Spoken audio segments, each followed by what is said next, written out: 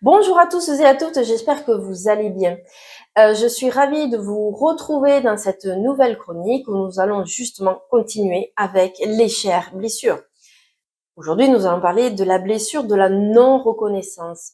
C'est un peu cette histoire de fantôme, vous savez, ce côté invisible que l'on peut mettre en pratique en termes de masque. Alors, ça veut dire quoi? Imaginez un enfant qui grandit avec des parents qui ne le voient pas vraiment. Euh, Plutôt, je dirais un père ou une mère qui juge, critique, se moque ou ignore totalement ses talents et ses aspirations. Par exemple, est-ce que quand vous étiez petit, ça vous est déjà arrivé de dire, ouais, mais moi, quand je serai grande, je serai maîtresse. Ouais, et puis moi, quand je serai grand, eh ben, je serai pompier. Et bien moi, quand je serai grande, eh bien je serai maîtresse, thérapeute, coiffeuse esthéticienne. Le truc qui n'existe pas, mais ça fait tellement kiffer l'enfant. On est d'accord.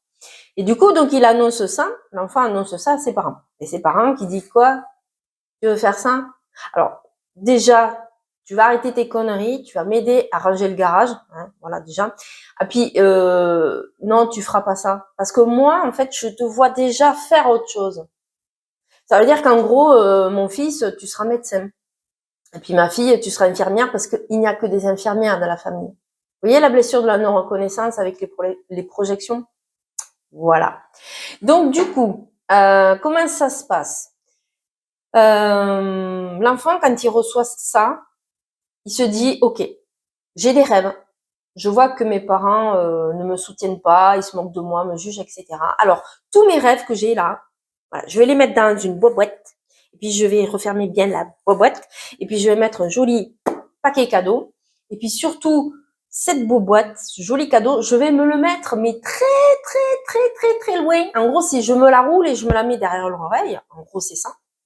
Mais dans l'inconscient, ça va être plutôt, ouh là là, je vais ranger ça quelque part, surtout pour que je n'ai plus accès. Puisque bon, ben, j'aime mes parents, donc je vais écouter mes parents et en même temps, j'ai pas trop le choix. Ok? Voilà. Donc, qu'est-ce qui se passe en grandissant? Eh ben, en grandissant, l'enfant va se mettre dans un état de hyper performant, de suradapté. Parce qu'en fait, il va tout le temps chercher le waouh, t'es génial, ouais, mais c'est super ce que tu fais, ah non, mais bravo, les applaudissements, vous voyez, des trucs comme ça. Mais choses qu'il n'a pas. Donc, du coup, il va se suradapter. Donc, du coup, il va se mettre dans un état de caméléon. Ça veut dire que il va être parfait dans son boulot, parfait dans son couple, parfait dans sa famille, parfait avec ses amis. Mais en fait, il sait même plus qui il est. Parce qu'il se suradapte. Donc, vous l'aurez compris, la quête de la perfection n'existe pas, c'est une bip d'illusion. Vous voyez?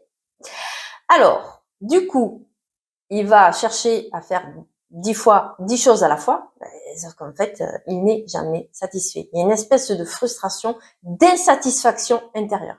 Ce qui est normal, c'est logique, puisqu'il va chercher la quête, il est dans cette quête de la, de la reconnaissance et de la perfection qui n'existe pas. Donc, s'il se rebelle, qu'est-ce qui se passe? Donc, ça veut dire que s'il refoule la blessure, il devient le rebelle discret. Alors, il a ses projets, il aime ce qu'il aime, il fait ce qu'il aime vraiment, mais il reste dans l'ombre. Il n'ose pas montrer son talent, de peur d'être critiqué ou jugé. Alors, je m'adresse à toutes ces personnes qui, justement, puisque j'ai été là-dedans aussi, et notamment à travers la thérapie, et pourtant ça fait plus de 10 ans que je suis là-dedans, mais j'ai vécu ces moments aussi de ouais mais non mais là je peux pas dire ça. Non mais on va me juger. Non mais on va me critiquer. Oui, de toute façon ça n'ira jamais. Et puis bon voilà, quand je parle, je suis tout le temps en train de faire des et des voilà, et puis un thérapeute c'est pas ça, un thérapeute ça reste droit, et puis c'est pas et puis voilà, il dit pas de gros mots, etc., etc. Pardon? Et oui, j'ai été comme ça. Et j'ai été aussi dans cette quête de je vais me former à ci, je vais me former à ça, et puis je vais faire comme ci, je vais faire comme ça. Donc vous l'aurez compris que du coup, c'est quand même de l'auto-sabotage. Parce que par peur d'être jugé ou critiqué et que je croyais que le diplôme allait me valider. LOL. Donc, petit message subliminal pour les chers thérapeutes que je connais bien et les thérapeutes et coachs qui me regarderont.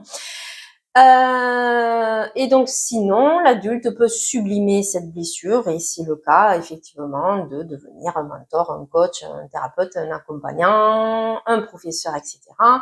pour justement aider les personnes qui ont été comme elle dans ce côté de se valider et de se valider complètement et justement et de d'oser d'être elle-même. Donc de se rendre visible. Donc, quel est le mode d'emploi? Quelles sont les clés? Ben, c'est simple, c'est déjà d'accepter la blessure, de la reconnaître, de se dire bon, mais j'arrête de chercher la validation extérieure, j'arrête de chercher la validation chez mon mari, chez ma copine, etc. Je ne dépends plus aussi du coup à travers les réseaux sociaux, mon compte Facebook et Instagram de rechercher absolument des abonnés et des likes, hein, vous l'aurez compris, de retrouver ce qui vous fait vraiment vibrer. C'est que même ce que vous aimez, vous voulez le mettre en lumière, et bien justement de dépasser cette peur d'être jugé, cette peur d'être critiqué. Je vous le rappelle, quoi que vous fassiez, ça n'ira jamais. Alors autant que vous soyez vous-même, ok? Ça peut être aussi de vous libérer des attentes familiales. Il n'est jamais trop tard pour choisir votre propre voie, donc pas celle de papa ni de maman. Ok. Ça peut être aussi, ben voilà, de transformer votre blessure en force, de vous reconnaître, de vous sentir légitime, donc de vous mettre en lumière et de faire ce que vous aimez, de vibrer ce que vous aimez, de prendre du plaisir dans ce que vous aimez. Et là, oui, on peut parler de valeur de soi, donc qui rejoint quand même l'estime de soi. Ok.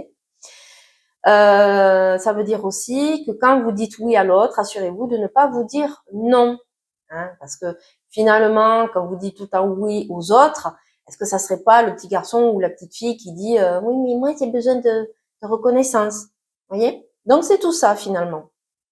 Très bien, j'espère que ça vous aura plu. N'hésitez pas à partager, n'hésitez pas à laisser un commentaire, je me ferai plaisir de vous répondre. Et je vous dis à très bientôt pour une prochaine chronique. Merci.